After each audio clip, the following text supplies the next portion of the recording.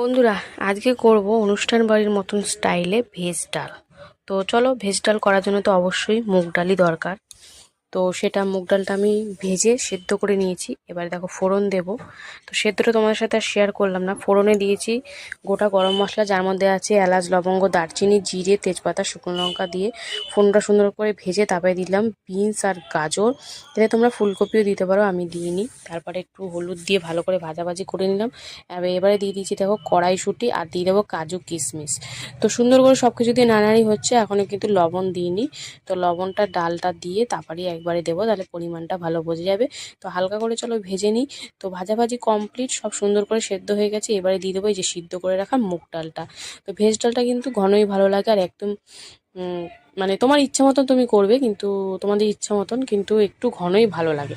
তো যাই হোক, ভালো করে নাড়াচাড়ি করে আমি লবণ দিয়ে দিচ্ছি, আর সাথে সামান্য একটু জল আর দিয়ে দিলাম এবারে চিনি আর গরম মশলা গুঁড়ো দিয়ে এবার কিন্তু সুন্দর করে ফুটিয়ে নেওয়ার পালা। তো সুন্দর করে দেখো ফুটিয়ে নিয়েছি। এবারে নামানোর আগে কিন্তু একটু ঘি দিয়ে দেবো। ভেজ ডালে কিন্তু ঘি দিলে অসাধারণ একটা গন্ধ আর টেস্ট হয়। তো এখন ঘিটা দিয়ে সুন্দর করে মিশিয়ে এক ফুটান দিয়ে কিন্তু নামিয়ে নেব। এটা তোমরা গরম গরম ভাতের সাথে খাও, দেখবে খুব দারুণ টেস্টি, একদম অনুষ্ঠান বাড়ির মতন মুখে স্বাদ পাবে।